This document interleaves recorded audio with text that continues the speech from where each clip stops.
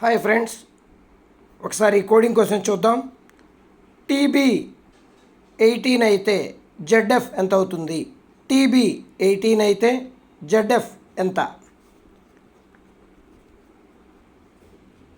T code 20, B code 2, మనకి 18 ఇచ్చారు.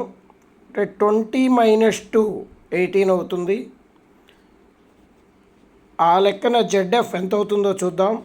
Z code 26, F code 6, 26 - 6 20.